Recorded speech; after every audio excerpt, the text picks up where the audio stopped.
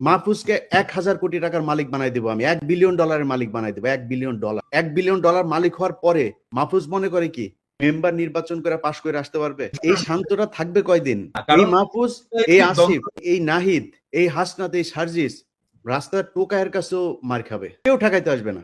কি মনে করে মাহফুজ? মনে করে কি ও নাকি ৫ কোটির নিচে নাকি ও কোনো করেন, ওর সাথে কোনো ডিলিংস 5 কোটির নিচে নাকি করা যায় না, এটা অভিযোগ আছে। আমার কাছে কোনো প্রমাণ নেই, অভিযোগ বলে রাখলাম। মাহফুজকে ১,০০০ কোটি টাকার মালিক বানাই দেবো আমি, $1 বিলিয়ন মালিক বানাই দেবো, $1 বিলিয়ন।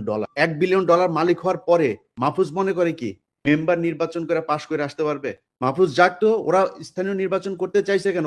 টুর্নামেন্টের আগে, বড় টুর্নামেন্টের আগে কিছু ম্যাচ হয় না, ওইটা খেলে ওরা মনে হয় মেম্বারই নির্বাচন, ধরেন আসিফকে হাতি মার্কায় অমুক ইউনিয়ন পরিষদের মেম্বার নির্বাচনে ভোট দিন, এভাবে ওরা মেম্বার হিসাবে আগে দেখে আসতে চাচ্ছিল মাঠটা কি অবস্থা, তারপরে জাতীয় নির্বাচন।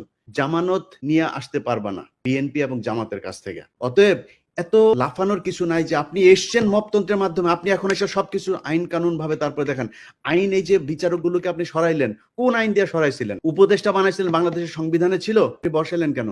আপনারা যেভাবে উপদেষ্টা হয়েছেন এটা কোন আইনে ছিল? এখন বিডিআর এর মামলার সময় আপনি আইন দেখান, এখন উদিচির মামলার সময় আপনি আইন দেখান, 21শে আগস্টের মামলার সময় আপনি আইন দেখান। এটার জবাব বাংলাদেশের মানুষের কাছে। আমি বলেছি যে 5 বছর, 10 বছর, 20 বছর, যত বছর প্রয়োজন হয় থাকুক তারা তো বিএনপির কাছ থেকে বেশি সুবিধা নিতে পারতাম, তাই না? আমরা সেটা করিনি, আমরা বলেছি এরা থাকুক।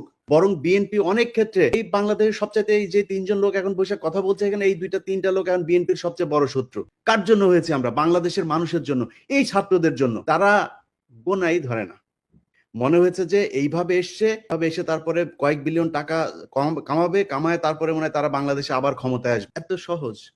আপনার মতো এরকম কয়েক বিলিয়ন ডলারের মালিক বাংলাদেশে বিএনপির অনেক নেতা আছে, নাম ধরে বলতে পারি, তারা আওয়ামী লীগের সময়ই কামাইতো।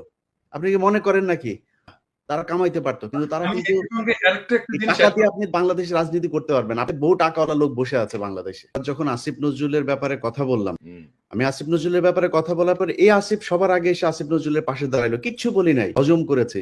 আজকে আপনি আপনার বইতে লিখেছেন ক্যান্টনমেন্টে আপনি জানেন হাসনাত গিয়েছে, হাসনাত বলেছে না যায় নাই সে, আপনি গিয়েছেন।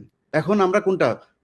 ক্যান্টনমেন্টে কিছু একটা ঘটেছিল, আমি বলেছিলাম ডক্টর ইউনূসকে প্রধান উপদেষ্টা বানাইতে চায়নি, আসিফ নজরুলকে বানাইতে চাইছিল। এখন তো আপনারা স্বীকার করছেন, এতদিন স্বীকার করেন নাই কেন? এতদিন স্বীকার করা উচিত ছিল। তাইলে তো আসিফ নজরুল, আসিফ আজকে যায় মানুষের কাছে যায় বলে যে সে তার আসিফ নজরুলের সাথে তার সম্পর্ক ভালো নাই, ইলিয়াস ভাই কেন আমার পেছনে লাগলো। তবে আপনার সাথে ভালো সম্পর্ক না আমি কেমনে বুঝবো? প্রথম আলোর নিয়ে আমার আমার আমার আমার যে রক্তের ভেতরে এন্টি ইন্ডিয়ান যে সেন্টিমেন্ট আমার ভেতরে কাজ করে, তার সবচাইতে বাংলাদেশের প্রধান দোষর হলো গিয়া প্রথম আলো আর ডেইলি স্টার। সেই প্রথম আলোর কাছে যায় তারপরে আপনার বই করেন, আপনি আর জায়গা পান নাই কোথাও। আপনার পক্ষে কথা বলবো কেমনে? আমরা তো বলতে চাই একটা দল দরকার ছিল যারা কিনা রাজনৈতিক শক্তির বাইরে গিয়া বাংলাদেশটাকে একটা সুন্দর জায়গায় নিয়ে যাবে। এই জন্য মানুষ জীবন দিয়েছিল, মানুষ আপনাদেরকে ব্ল্যাঙ্ক সাপোর্ট দিয়েছিল, যা মনে চায় করেন, যত বছর প্রয়োজন হয় করেন। তো এই ডক্টর মোহাম্মদ ইউনূসকেই রাখতে চান নাই, তার মানে আসিফ নজরুলকে রাখতে চেয়েছিল। কে চেয়েছিল? কেন চেয়েছিল? তারা কি এখনো আছে আসিফ নজরুলের সাথে? তাহলে থাকলে তারা কারা? ক্যান্টনমেন্টের সেই অংশটাকে আমাদের সামনে তুলে ধরতে হবে। ক্যান্টনমেন্টের সেদিন কি হয়েছিল সেটা খুঁজে বার করা খুব জরুরি। আওয়ামী লীগ যদি নাকি আপনি ছাত্ররা, আমি আপনাদের অনেক কমপ্লেন করলাম, এখনো পর্যন্ত আপনাদের সুযোগ দিচ্ছে, আগেই বলেছে খুব বেশি দিন সময় নাই। ছাত্রদল, ছাত্র শিবির যাদেরকে আপনারা এখন তুচ্ছ তাচ্ছিল্য করে কিছুই নিজেদেরকে বিশাল আকারে সাম্রাজ্যের মালিক মনে করেন, এই ছাত্রদল, ছাত্র শিবিরের কারণেই 5 তারিখের ঘটনা ঘটানো সম্ভব হয়েছে। আপনাদের পক্ষে করা সম্ভব হইতো না এককভাবে, এটা মনে রাখেন। তাদেরকে নিয়ে ছাত্রদল, ছাত্র শিবির মারামারি করবে, টেন্ডারবাজি করবে, অনেক কিছু করতে পারে।